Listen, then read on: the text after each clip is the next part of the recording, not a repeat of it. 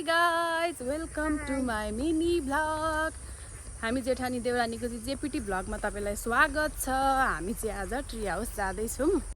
यो चाहिँ रहेको छ पत्रीमा कटुसे खाजा घर र ट्री हाउस जाने बाटो। अनि यता चाहिँ भितालका बुहारी हो। हामी चाहिँ एकदम परी भएर हिँडेका छौँ। यो चाहिँ मेरो बिना दिदी हो, एकदम राम्री भएर हिँड्दै हुनुहुन्छ।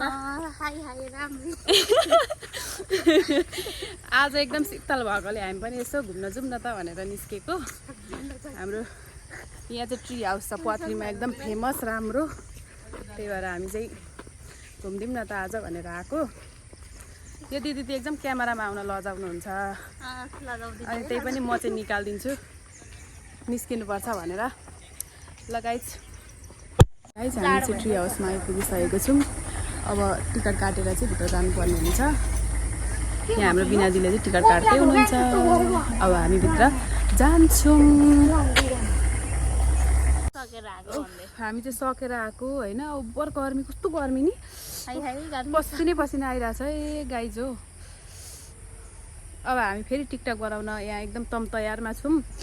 तर लास्टै गर्मी हो। आम्मामा पानी परेपछि त झन् गर्मी हुन्छ हौ। के भएको यस्तो औ को आउँदैछ।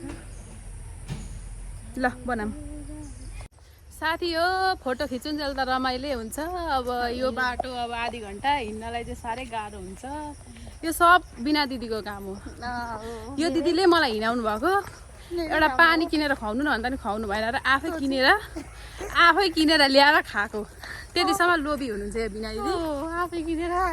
आफै किनेर खाएको, साह्रै लोभी हुनुहुन्छ। अब अहिले खाजा खुवाउनु भनेको त्यो पनि पैसा छैन भन्दै थियो। त्यो पनि मै खुवाउँछु। अब लोभीलाई त कहाँ लाउनुहुन्छ त होइन। पैसा दिने बेलामा त भिडियो अब मोबाइल चार्ज पनि सक्यो। फोटो खिच्दा सक्ने पनि बिना दिदी नै हो। म चाहिँ त्यति फोटो खिच्दिनँ। यो बिना दिदीले चाहिँ अति फोटो खिच्नुहुन्छ क्या। त्यही भएर मेरो मोबाइलको चार्ज पनि सकिएको। गाइज अघि पानी परिरहेको थियो, अहिले चाहिँ एकदम टन्टलापुर घाम लागेर यो अनुहारमा पसिना भइरहेछ। तर पनि हामी राम्री नै आएको छौँ है। राम्री छौँ नि हामी। अनि ओ माई गड बिना दिदी त झन् परी आउनुभएछ। परी भन्दा कसको याद आउँछ भन्नु त। हाम्रो पूजा बुनुको याद आउँदैन। जसलाई भन्नुहुन्छ। तपाईँलाई पनि भ्लगमा जोडेको छौँ बुनु। त्यहाँ मजाले भ्लग हेर्नु हाम्रो। बिना दिदीको र मेरो आज खतरनाक भ्लग आउँदैछ। आमामा घाम राम त्रिनेत्र देख्ने गरेको छ त हौ। राम गाई यो चाहिँ ट्री हाउस हो। अब यहाँदेखि उता चाहिँ कटुसे छ खाजा घर। पत्रीको कटुसे खाजा घर थाहा छैन भने आउनु होला। यहाँ सेकुवा चाहिँ एकदम खतरा पाउँछ अरे। तर म चाहिँ भेज हो। उहाँ पनि खानुहुन्न। उहाँ पनि मेरो सङ्गतमा लागेर एकदम भेज हुनुभएको छ।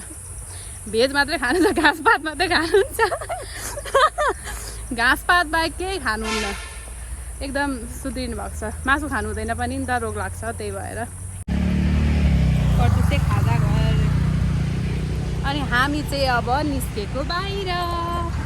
By by. आजलाई चाहिँ यति नै हाम्रो ट्री हाउसको यात्रा।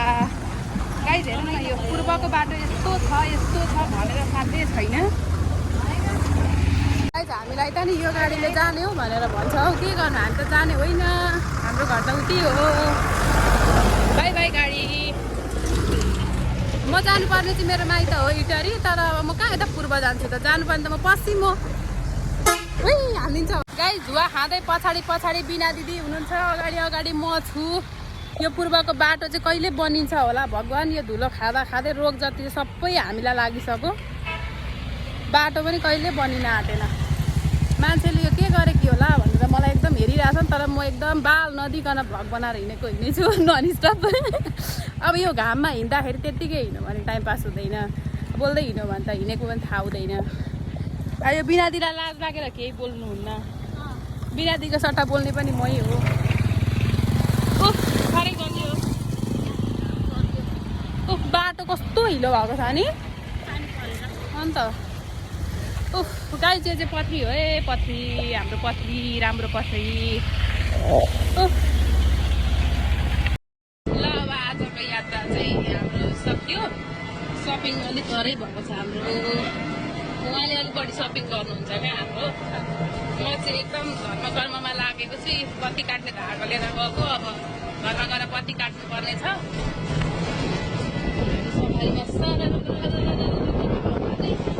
घरतिर जाँदैछु बिना दिदी आज के खाजा खुवाउनु भयो तपाईँले मलाई भन्नु त अब मैले अघि भने नि खाजा घुम्न जाउँ भनेर लिएर जाने मात्रै हो खाजा खुवाउनुपर्छ त्यो मान्छेलाई भोक लाग्छ भनेर यो मान्छेलाई केही छैन त्यही भएर आजदेखि उता म अब खासै हिँड्दिनँ यो चाहिँ मेरो लास्ट हो यो देउरानी दिदी साह्रै लोभी हुनुहुन्छ जेठानी दिदी साह्रै लोभी हुनुहुन्छ मेरो खाजा पनि खुवाउनु भएन त्यही भएर मलाई अलिक दुःख लागेको छ ल साथी हो अब घर जाँदैछौँ बाई बाई बाई गर्नु फेरि त गर्न सक्नुहुन्छ नि बाई बाई